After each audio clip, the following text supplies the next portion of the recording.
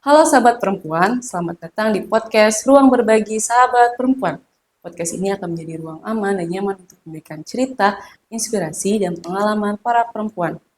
Hari ini podcast Ruang Berbagi Cahaya Perempuan ini sudah masuk ke series ke-8. Sudah sangat jauh perjalanan podcast ini. Nah, hari ini saya Safira Febina yang akan memandu podcast kali ini. Podcast kali ini kita akan membahas undang-undang, yaitu mengenal undang-undang tindak pidana kekerasan seksual atau undang-undang TPKS. Undang-undang yang hadir dalam upaya memberikan perlindungan bagi korban kekerasan seksual. Dan masyarakat banyak belum paham dan mengetahui tentang undang-undang tersebut. Padahal sebenarnya undang-undang tersebut sangat penting untuk dipahami dan diketahui oleh masyarakat luas. Nah, melalui podcast ini kita akan membedah, memberikan informasi atau membahas lebih dalam soal undang-undang tersebut supaya masyarakat dan sahabat perempuan yang lain lebih luas tahu dan paham terhadap undang-undang tersebut. Nah, saat ini kita bersama Ibu Evi, salah satu advokat cahaya perempuan Bengkulu yang akan memberikan informasi dan pengetahuannya terhadap Undang-Undang TPKS. Halo Bu Evi. Halo Vira dan sahabat perempuan. Nah, boleh Bu Evi Oke, perkenalkan namanya dulu dan sebagai apa di Cahaya Perempuan Bengkulu. baik. Terima kasih Vira atas undangannya di dalam podcast untuk berbagi bersama sahabat perempuan. Perkenalkan, saya Evi Elvina Dwita, tapi biasa lebih dipanggil Evi. Di Cahaya Perempuan sejak 2016 sampai hari ini, saya bergabung sebagai advokat di Cahaya Perempuan. Advokat yang selama ini selalu mendampingi perempuan dan anak korban kekerasan berbasis gender dalam penanganan kasusnya. Itu, Safira. Sudah sudah perjalanan Bu Evi sudah panjang ya dari tahun 2016 sampai tahun 2026, hampir 10 tahun Iya. berarti Bu Evi sudah menjalankan tugas-tugas dan membantu korban-korban di Cahaya Perempuan Bengkulu. Sebelum kita lebih dalam nih mengenal Undang-Undang TPKS, Bu Evi, Bu, apa sih itu Undang-Undang TPKS? Oke. Undang-undang TPKS itu adalah undang-undang khusus yang mengatur tentang tindak pidana kekerasan seksual. Selama ini dalam kasus-kasus kekerasan seksual, negara kita Indonesia tercinta ini memang sudah ada undang-undangnya seperti di KUHP, undang-undang anak, KDRT, undang pornografi, undang-undang IT dan lain-lain. Tapi sejak tanggal 9 Mei 2022, undang-undang ini telah disahkan oleh DPR RI ya sebagai undang-undang khusus yang tentunya bisa membantu kasus-kasus untuk penyelesaian kasus-kasus tindak pidana kekerasan seksual. Kenapa undang-undang TPKS ini ada dan juga kenapa undang-undang ini harus disahkan? Kita harus karena undang-undang TPKS ini kan mempunyai tujuannya adalah salah satunya mencegah segala bentuk kekerasan seksual. Terus undang-undang ini juga betul untuk menangani, melindungi, dan memulihkan korban tindak pidana kekerasan seksual. Kemudian undang-undang ini juga melaksanakan penegakan hukum dan merehabilitasi pelaku. Kemudian undang-undang ini untuk mewujudkan lingkungan yang bebas dari kekerasan seksual. Dan juga tujuan dari undang-undang ini yang terakhir adalah mencegah terjadinya kekerasan seksual berulang-ulang. Jadi dibikinlah undang-undang ini untuk satu-satu upaya pencegahan dan penanganan dan perlindungan terhadap kekerasan seksual. Nah, gitu. Terus kenapa undang-undang ini disahkan ya, undang TPKS ini disahkan? Kita harus melihat ada 3 dasar untuk mengesahkan undang-undang ini. Pertama, itu landasan filosofis. kemudian landasan sosiologis, ketiga landasan yuridis. Kalau landasan filosofis itu sudah diatur sebenarnya dalam Konstitusi Undang-Undang Negara kita tahun 1945 apa? Bahwa setiap orang harus bebas dari segala bentuk kekerasan dan harus terlindungi dari segala penyiksaan seksual dan lain-lain karena itu adalah merendahkan martabat manusia dan mengganggu ketentraman dan keamanan di dalam negara. Itu asas filosofis. Asal sosiologisnya seperti apa? Kekerasan seksual seperti kita ketahui itu adalah bertentangan dengan nilai-nilai yang diatur dalam Pancasila, terutama sila ketuhanan yang Maha Esa dan kemanusiaan yang adil dan beradab. Itu udah jelas ya, berarti kan itu adalah landasan secara sosiologisnya. Bagaimana dengan landasan yuridis? Sebelum undang-undang ini ada, kita sudah punya undang-undang lain yang mengatur segala kekerasan terhadap seksual, kekerasan seksual terhadap perempuan dan anak. Tapi itu belumlah mencukupi. Dan undang-undang ini sudah komprehensif mengatur semua tindak pidana kekerasan seksual.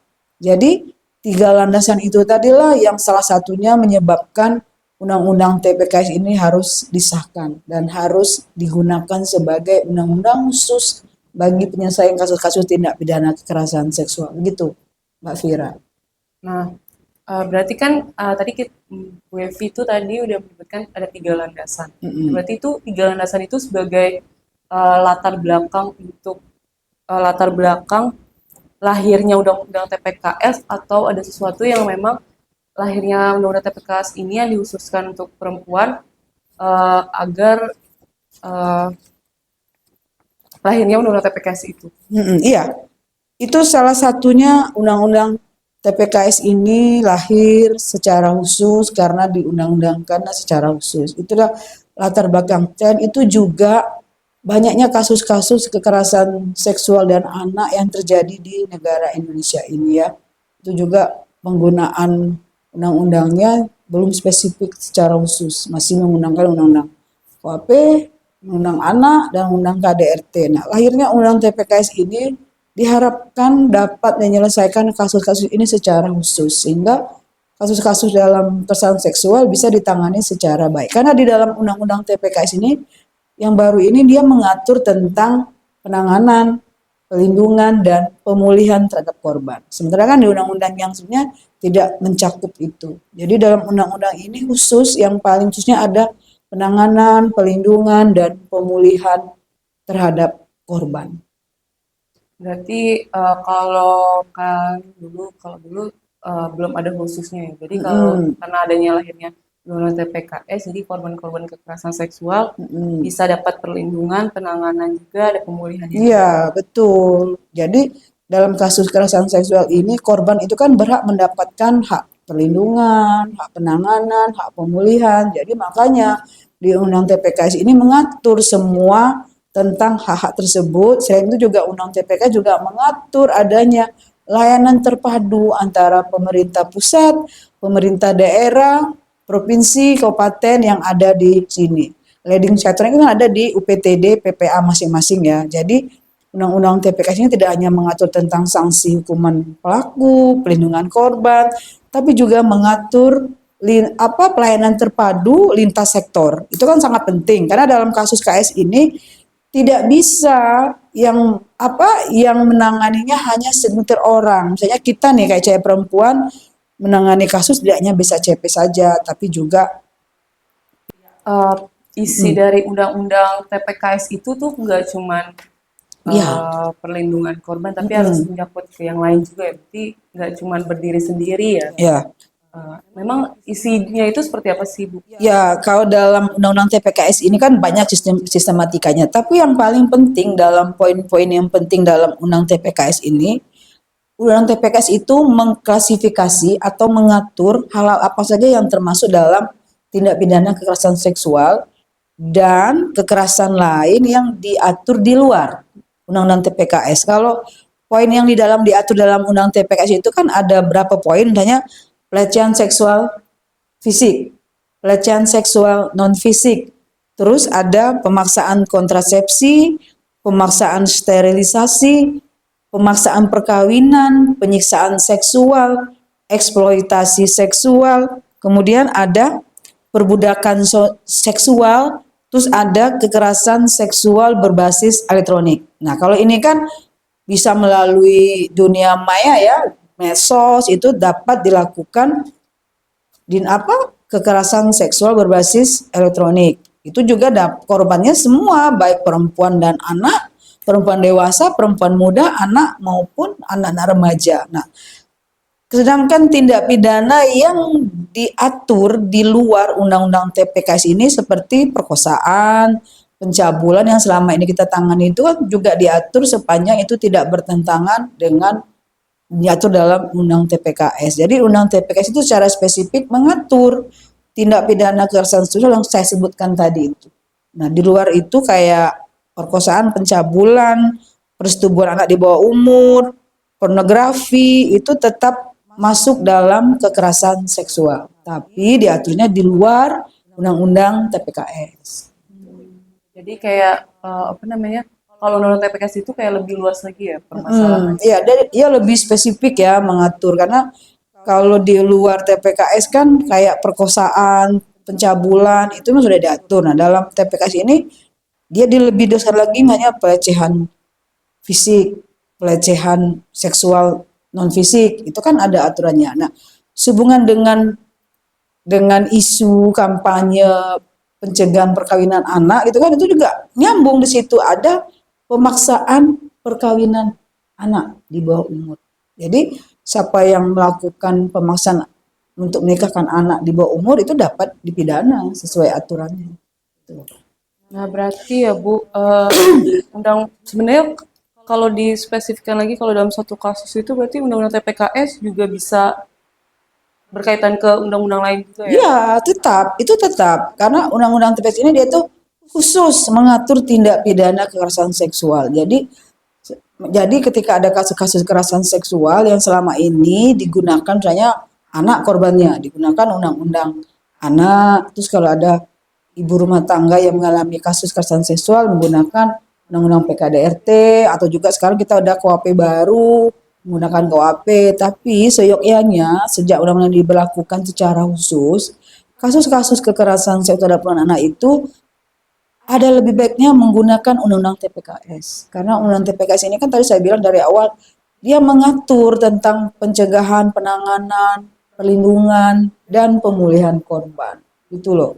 Jadi dalam undang-undang TPKS ini kan dia diaturnya ada misalnya dalam undang TPKS itu tidak berorientasi untuk membalas dendam kepada pelaku, tapi lebih pada keadilan yang korektif. Misalnya keadilan untuk pemulihan terhadap korban. Keadilan yang menghukum pelaku ya, keadilan korektif itu. Sedangkan keadilan restoratif itu lebih kepada pemulihan untuk korban. Misal kita dapat melakukan restitusi atau ganti rugi yang dilakukan oleh pelaku, pelaku wajib membayar ganti rugi kepada korban melalui permintaan dari pihak penyidik disampaikan kepada LPSK. Kemudian ada keadilan rehabilitatif. Itu bisa berlaku untuk korban dan pelaku. Jadi kan begitu sangat luasnya, begitu sangat idealnya undang-undang ini sebenarnya untuk korban kasus-kasus KS yang sebenarnya tidak diatur di dalam undang-undang di luar TPKS gitu. Selama Ibu 10 tahun Ibu apa namanya mendampingi korban, apa ada kasus yang menjadi memori Ibu sampai perlu ada beberapa undang-undang yang dikaitkan gitu? Ya, selama 10 tahun saya bergabung saya perempuan dan juga selama saya menjadi advokat yang fokus isunya pada pendampingan perempuan anak, memang begitu banyak kasus-kasus yang maksudnya yang menguras energi, yang membuat kita lebih peka terhadap korban, apalagi karena dalam kasus ini yang membuat energi kita semakin tercurah habis itu bukan hanya di korban, tapi dalam proses penyidikan. Proses penyidikan itu kan tidak bisa serta-merta hari ini lapor, besok langsung ditangkap, pelakunya enggak. Tapi perlu proses karena hukum itu kan perlu pembuktian. Membuktikan orang bersalah harus jelas apa unsurnya, apa pasal-pasalnya. Nah, di situ juga dalam kasus ini kita melihat dalam sejarah kan begitu lama itu menjadi tantangan sebenarnya. Bagaimana kasus ini setelah kita laporkan dengan berbulan-bulan misalnya akhirnya sampai pada tingkat penuntutan di kejaksaan, kemudian langsung dilimpahkan ke pengadilan dan akhirnya pelaku mendapat hukuman sesuai dengan perbuatan yang dia lakukan. Itu kan memerlukan waktu yang sangat panjang. Nah, itu juga membuat kita, saya sebagai advokatnya dan juga kawan-kawan pendamping saya perempuan itu benar-benar energi kita terkuras, fokus di situ. Kita berharap kasus yang masuk ke kita dapat diselesaikan penyelesaian dengan baik dan memberikan rasa keadilan bagi korban. Itu. Eh, Ibu nih sebagai, kan berarti Ibu mengamati undang-undang ya selalu terus, berarti kayak apakah ada perubahan. Nah, dari Ibu lihat ini, apakah dari Undang-Undang TPKS ada perubahan dengan aturan sebelumnya atau hanya atau Iya, pasti pasti ada ini apa Undang-Undang TPKS ini perubahan sebelumnya. Karena dalam Undang-Undang TPKS itu ada terobosan dalam Undang-Undang TPKS. Terutama ada di pengualifikasian tindak pidana kekerasan seksual seperti yang saya sebutkan tadi ada pelecehan fisik, fisik, eksploitasi seksual, pemaksaan kontrasepsi dan lain-lain itu kan dinyatakan secara tegas sebagai tindak pidana kekerasan seksual sebagaimana diatur dalam Undang-Undang TPKS. Kemudian dalam Undang-Undang TPKS ini juga ada pengaturan hukum acara yang komprehensif. Maksudnya mulai dari tahap penyidikan, penuntutan, dan persidangan itu tetap mengedepankan azas hak asasi manusia dan juga memperhatikan menjunjung tinggi keadilan bagi korban. Itu sangat jelas ya. Kemudian di dalam Undang TPKS ini juga itu tentang tadi sama penanganan, pelindungan dan pemulihan korban. Jadi negara wajib untuk melindungi semua korban tindak pidana kekerasan seksual sesuai dengan kondisi dan kebutuhan korban. Kemudian dalam Undang-Undang TPS ini juga ada restitusi atau ganti rugi yang diberikan pelaku kepada korban atas semua tindak pidana yang dia lakukan. Kalau misalnya pelaku tidak bisa membayar, itu kembalikan lagi pada negara untuk memberikan restitusi kepada korban. Kemudian dalam perkara kasus-kasus kekerasan seksual dalam Undang-Undang TPKS tidak mengatur adanya penyelesaian di luar pengadilan. Tidak ada diatur kasus-kasus KS itu diselesaikan secara damai, cabut perkara. Damai bisa dilakukan tapi tidak menghapus pidananya. Kecuali kasus-kasus anak, pelakunya anak itu baru dapat dilakukan penyelesaian di luar pengadilan gitu.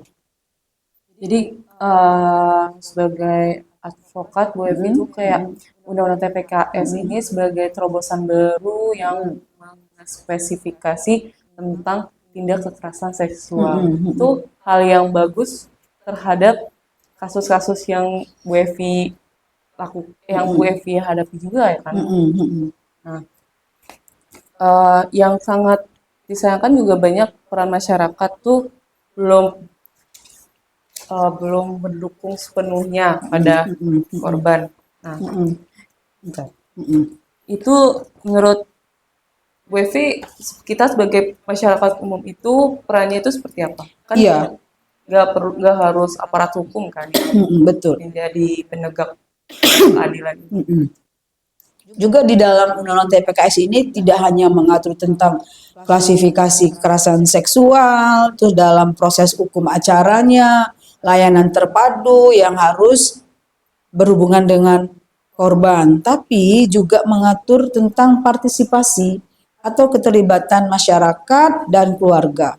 Kalau partisipasi masyarakat dalam pencegahan, pemulihan, dan pelindungan terhadap korban itu wajib dilakukan.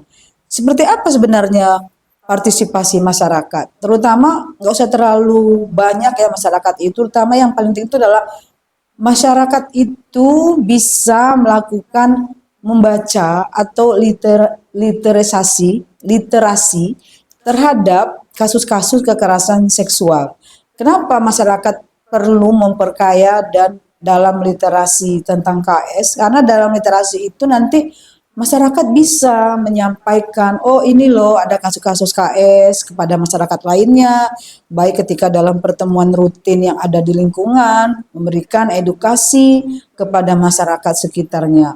Kemudian peran masyarakat partisipasinya juga menciptakan lingkungan yang aman supaya tidak terjadi tindak pidana kekerasan seksual. Misal dalam suatu desa atau wilayah, bikinlah suasana itu yang nyaman, yang tidak ada potensi untuk dapat terjadinya kasus-kasus KS. Itu paling penting masyarakat itu juga.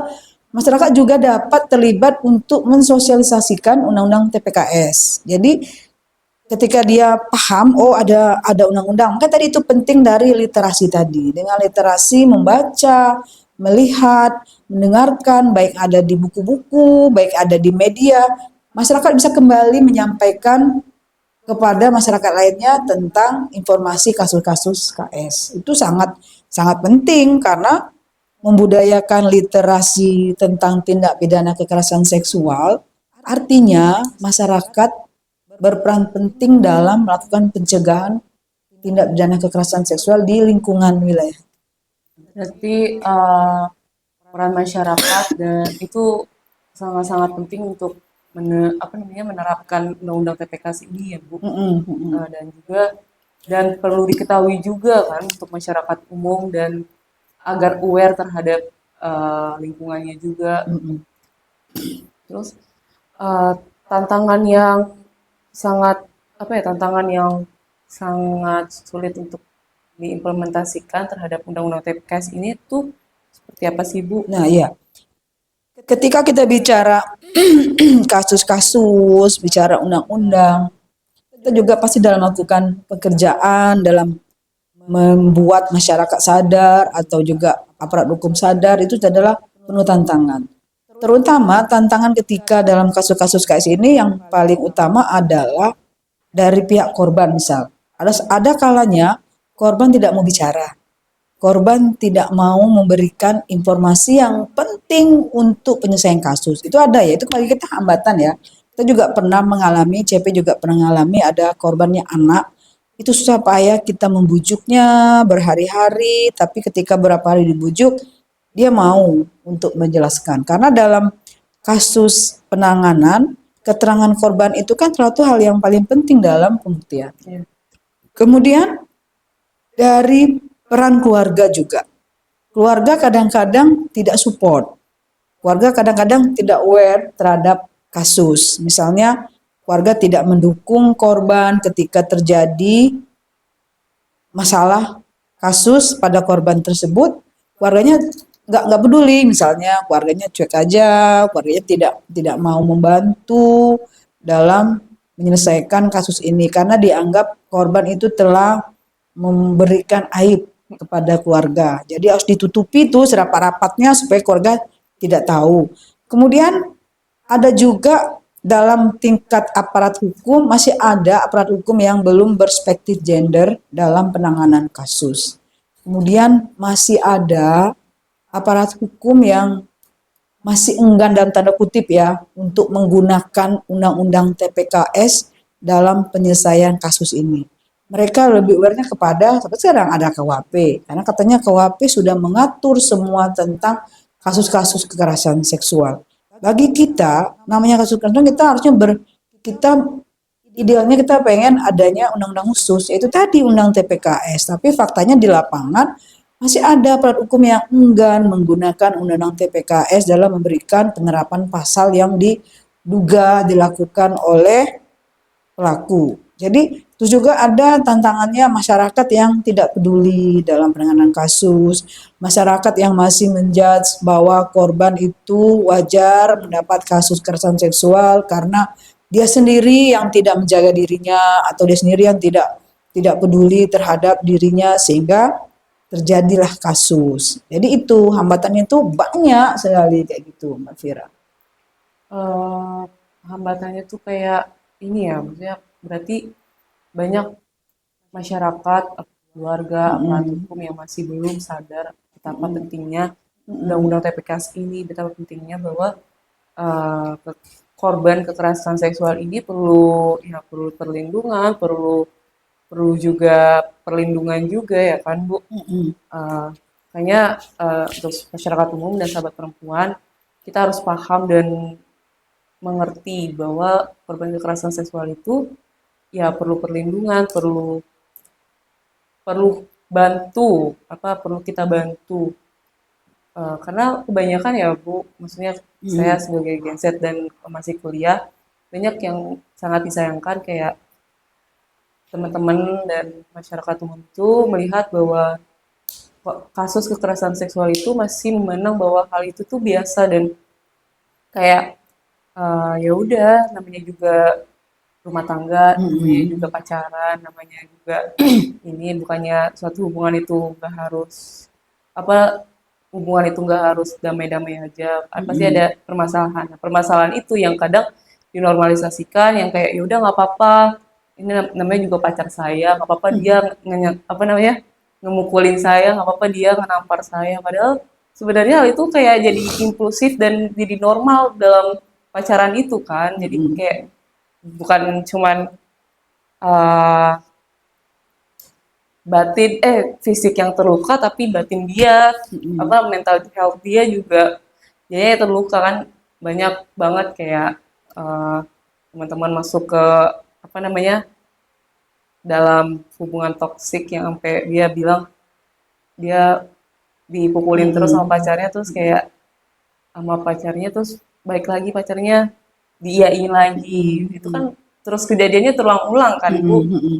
Kenapa nggak lepas katanya udah terlanjur sayang udah nggak bisa Bucin itu ya. udah nggak bisa ini terikat hal itu yang kayak kadang eh, apa namanya sangat bingung sebenarnya tapi apakah itu salah aku saya kayak kadang Vira tuh tanpa disadari juga perempuan kadang impulsif juga ya maksudnya kayak Mm-mm. udah dijahatin terus kayak kadang kalau dikasih kata-kata kayak ya nggak apa-apa deh kamu balik lagi kan itu kan pasti kasus-kasus yang sering Ya, terjadi juga kan yang kasuistik, gimana kasuistik ya. nah menurut pendapat ibu gimana. Ya, seharusnya ketika kita perempuan nih bisa membedakan kalau kalau orang jatuh cinta itu wajar karena semua orang bisa jatuh cinta. Tapi ketika misalnya dalam perjalanan percintaan, baik pacaran, baik dalam rumah tangga misal, ada intrik-intrik yang sudah mengarah kepada kekerasan yang harusnya merugikan kita harus cepat-cepat sadar. Gimana cara sadarnya itu? Kita meyakinkan diri kita sendiri bahwa apakah kita terima tuh kalau kita mengalami tindak kekerasan. Kekerasan itu kan kekerasan fisik, kekerasan non fisik, kekerasan ekonomi, kekerasan seksual, kekerasan lain-lain yang bisa mengakibatkan kerugian pada kita sendiri. Kita sebagai orang dewasa, kerangka berpikirnya haruslah jelas, harus cerdas. Ketika kita mendapatkan kasus kekerasan sekali, ya harusnya sadar gitu loh. Jangan sampai ada lagi yang kedua kali, tiga kali dengan alasan, wah biar aja lah, kan dia cuman sebagai tanda sayangnya sebagai kita gitu loh. Itu bukan tanda sayang. Dalam konteks sayang, dalam urusan rumah tangga maupun dalam relasi pacaran dan lain-lain itu tidak pernah ada kekerasan apapun. Karena kita membina hubungan itu kan saling percaya, saling menjaga nama baik masing-masing. Itu juga yang paling penting dalam kasus-kasus seperti ini, peran keluarga itu sangat penting loh. Keluarga selain masyarakat, keluarga adalah peranan penting karena keluarga itu adalah tembok awal dalam penanganan kasus. Kenapa begitu? Karena peran keluarga itu bisa dapat diwujudkan misalnya dalam edukasi yang bisa mencerminkan nilai-nilai moral, etika, kemudian agama maupun budaya. Itu kita dapatkan dari keluarga dulu. Karena keluarga itu adalah jalan kita untuk mendapatkan semua kebaikan yang atau semua yang dilakukan oleh kita. Keluarga adalah pintunya. Kemudian keluarga juga bisa membangun komunikasi yang setara antara yang ada di dalam rumah. Misalnya ayah dengan ibu, dengan anak itu menjalin komunikasi yang yang berkualitas, yang cukup, supaya saling memahami, menghargai, dan saling toleransi. Kemudian keluarga juga sangat berperan hanya membangun ikatan emosional antara keluarga satu dengan yang lain. Misal ayah, ibu, dan anak itu mempunyai ikatan emosional. Kenapa begitu? Nah, ketika ada kasus-kasus yang menimpa anaknya atau ibunya, atau saling bercerita itu enak. Jadi ada penguatan. Jadi si anak atau korban tidak merasa sendiri ketika mengalami kasus karena sudah ada ikatan emosional yang sudah dibangun dari awal, dia bisa lebih leluasa untuk bicara. Kemudian juga peran keluarga itu terutama dalam menguatkan peran ayah, peran ibu, dan seluruh anggota masing-masing sehingga terbangun karakter sebagai pelindung. Misal, ayah dan ibu bisa menjadi pelindung bagi seluruh anak-anak. Anak-anaknya juga menjadi pelindung bagi ayah dan ibunya ketika suatu saat misal ada masalah atau tidak ada masalah, tapi kita saling melindungi. Kemudian yang paling penting adalah dalam kasus KS ini mencegah keluarga dari tontonan atau konten yang berbau pornografi. Itu kan bisa didapatkan mulai dari tontonan di HP, di media sosial yang juga berhubungan dengan HP. Itu selalu orang tua, keluarga saling berperan penting menjaga konten-konten pornografi itu masuk ke dalam aplikasi HP anggota keluarganya. Itu sangat penting bagi anak-anak yang belum paham terhadap penggunaan gadget itu seperti apa pentingnya. Kemudian juga melindungi keluarga dari pengaruh dan lingkungan negatif pergaulan bebas. Jadi itu Vira dan seluruh sahabat perempuan, ketika ada kasus pertama, ketika berhubungan dengan lawan jenis, jangan terlalu mempercayai apapun yang terjadi. Sebelum kita punya ikatan yang sah ya. Kalau suami istri, kan itu punya ikatan emosional, itu pun kadang terjadi di masalah rumah tangga. Karena juga yang paling penting adalah peran keluarga dalam menjaga masing-masing keluarga yang ada di dalam lingkup rumah tangga. Gitu. Nah, itu kan yang apa namanya saat kita jadi korban juga ya. Nah, eh, jadi kayak apa sih yang dilakukan? Kan kadang kalau udah jadi udah masuk ke dalam suatu hubungan yang toksik dan banyak kekerasan itu susah untuk keluar ya Bu. Nah, kita sebagai korban tuh susah untuk mau keluarnya kadang. Apa sih apa yang harus dilakukan kita sebagai korban atau teman-teman sahabat perempuan yang jadi korban setelah saat mengalami kekerasan pada rumah Maksudnya tangga betul-betul. atau seksual. Iya. Sebagai korban, terutama yang penting adalah ada pelindungan ya. Pelindungan itu penting bagi korban. Ketika mengalami kasus ataupun pelecehan atau lain, jangan pernah diam. Speak up yang paling penting. Kemana dia speak up-nya? Ya terutama itu tadi ke keluarga dulu. Keluarga adalah tempat pelindungan yang baik dalam kasus-kasus ketika korban mengalami permasalahan. Jadi korban harus berani bicara, kemudian juga melaporkan kasusnya ini ke pihak yang berwajib, ke polisi, laporkan. Tapi ketika dia belum bisa melaporkan sendiri, dia butuh pendamping. Makanya dia butuh pendamping melalui siapa? Keluarganya itulah yang nanti akan mencarikan pendamping yang membutuhkan layanan terpadu. Misal ke Cahaya Perempuan, karena kita juga punya pendamping, kita punya advokat. Tempat ini adalah yang paling tepat ketika ada korban yang mengalami kasus. Jadi dia tidak apa ya, tidak sendiri, tidak merasa dirinya ini tidak baik, tidak. Justru dia harus berani. Dia harus berani bicara, dia harus berani bersikap, jangan diam. Kalau dia diam, dia nggak akan dapat penyelesaian apapun, malah kasusnya akan makin jadi dan dia akan mengalami ketertekanan secara psikologis. Mengalami ketekanan secara psikologis itu yang paling bahaya kan. Jadi makanya sahabat perempuan ketika di sekitarmu ada kasus atau juga misalnya dirimu yang menjadi korban harus tetap bicara, harus tetap berani untuk keluar dari permasalahan. Jangan diam, harus mencari pelindungan, terutama cari lembaga layanan yang bisa membantu. Kan di daerah banyak layanan berbasis komunitas, ada layanan UPTD PPA di masing-masing kabupaten. Itu tempat kita. Nah, kan tadi berarti kan kita sebagai korban tuh harus speak up dulu ya berarti yang pertama.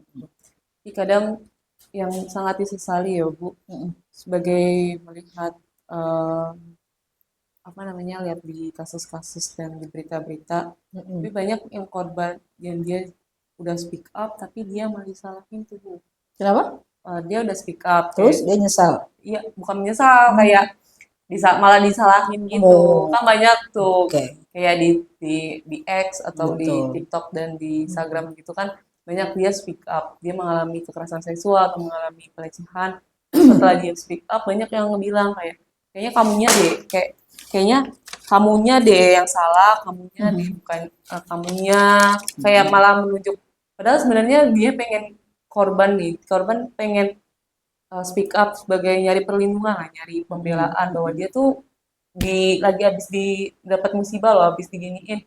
Tapi malah kok jadi kesannya dia yang jadi pelakunya, padahal sebenarnya dia jadi korban gitu. Makanya kadang banyak banget kayak eh, perempuan-perempuan kayak teman-teman tuh selalu ngomong kayak udah susah deh untuk ngomong dan bicara kayak percuma nanti ujung-ujungnya bakal disalahin. Menurut ibu tuh kayak gimana? Iya, itu tadi kita memang harus korban itu harus berani speak up. Itu biasanya bicara untuk menceritakan bahwa dia mengalami kasus nih. Tapi kan speak up-nya dia harus benar-benar mencari tempat, mencari orang yang benar-benar berpihak kepadanya. Kalau dia hanya bicara bicara tapi dia juga tidak melakukan tindakan, misalnya datang ke tempat yang memang khusus dapat melakukan pembelaan dan pendampingan ke dia, itu tadi. Karena masyarakat ini kadang-kadang, tidak semua masyarakat ya, tapi kebanyakan masyarakat hanya tahu melihat dari luarnya saja. Dia tidak melihat apa yang terjadi yang sebenarnya pada korban. Korban itu dia sudah menjadi korban dan harusnya tidak bisa disalahkan. Karena yang menyalahkan korban itu bukan kita, tapi nanti di pembuktiannya di pengadilan, apakah benar dia nih terbukti atau dia menjadi korban, itu kan perlu proses. Nah, itu tadi saya bilang pentingnya partisipasi masyarakat. Karena masyarakat di sini kan bukan hanya segerombolan atau sekumpulan orang, tapi orang yang peduli, orang yang bisa membantu korban untuk mendapatkan perlindungan. Walaupun masyarakat itu tidak bisa secara sendiri, masyarakat kan punya, oh saya tahu nih ada lembaga yang bisa menangani kasus-kasus penodaan anak. Mari kita antar atau mari kita kita temanin atau kita cari tempat pelindungannya, itu kan bisa. Kalau masyarakat yang tidak memahami pekerjaan-pekerjaan pendampingan, memang ya seperti itu. Selalu menyalahkan, selalu melihat korban adalah pelaku, itu salahmu karena kamu tadi kan tidak bisa menjaga diri, nanya. Kamu juga sering-sering pergi, nggak jelas misalnya. Itu menjadi perdebatan masyarakat juga. Makanya tadi kita sebagai masyarakat itu tadi penting edukasi literasi, membaca tentang gimana cara penanganan kasus-kasus, apa yang terjadi ketika ada kasus. Ketika masyarakat punya pemikiran atau mindset yang sangat bagus, dia akan tidak pernah bicara menyalahkan korban. Tapi ketika Mas juga ada menyalahkan korban, ya itulah realita dalam kehidupan masyarakat. Karena tidak semua orang itu peduli. Tidak semua orang itu berpihak. Hanya orang yang peduli, hanya orang yang mengetahui, itu yang bisa dapat memberikan perlindungan kepada korban. Tapi kayak sahabat-sahabat perempuan atau masyarakat umum lainnya, kita sebagai korban tuh harus pintar dan bijak ya untuk mencari perlindungan kayak nyari orang-orang yang memang peduli terhadap sisi korban gitu yang paham dan mengerti. Terakhir nih Bu, sebelum kita penutup dan selesai dari podcast ini, pesan untuk perempuan muda dari Ibu. Ya, saya tidak banyak-banyak berpesan kepada perempuan muda karena saya yakin perempuan muda sekarang itu adalah perempuan muda yang cerdas. Perempuan muda yang mempunyai integritas yang sangat sangat bagus lah ya. Karena kalian juga harus berpikir secara orang dewasa. Berpikir secara orang dewasa itu dia tahu mana yang baik, mana yang jelek. dan tahu mana yang merugikan dia dan mana yang enggak. Jadi bagi perempuan muda, pintar-pintarlah untuk dapat menjaga diri. Pintar-pintarlah untuk membaca situasi. Mana orang yang ingin mencelakai kita, mana orang yang tulus, mana orang yang benar-benar bertemanan kita, kita bisa membaca situasi yang akan terjadi. Jangan pernah, satu hal yang bagi saya penting, terlalu percaya dengan orang yang kita kenal. Apalagi ketika kita bisa buka medsos, kita langsung percaya tuh ada orang yang berkirim kabar, orang yang nanya dia manis, itu jangan pernah. Berpikirlah secara bijak bahwa kekerasan seksual itu menjadi potensi yang ada di mana-mana. Jadi kita juga sebagai perempuan muda juga harus bisa berpikir bahwa menjaga diri yang baik itu adalah kunci kita untuk melangkah ke depan. Nah, terima kasih Bu Evi atas pesannya dan pengetahuan dan wawasannya pada hari ini, pada podcast kali ini yang series ke-8. Banyak pengetahuan dan wawasan tentang Undang-Undang TPKS yang Ibu Evi berikan. Semoga pengetahuan dan wawasan ini menjadi manfaat untuk masyarakat umum, untuk sahabat perempuan yang di luar sana, di Bengkulu maupun di luar Bengkulu. Terima kasih banyak Bu Evi. Sama-sama Vira, sama-sama sahabat perempuan, tetap semangat ya. Oke teman-teman, selesai sudah podcast kali ini. Semoga manfaat pengetahuan wawasannya dan obrolan hari ini. Jangan lupa nantikan untuk podcast selanjutnya. Stay tune dan jangan lupa untuk video kali ini like, comment, dan subscribe. Dadah! Dah.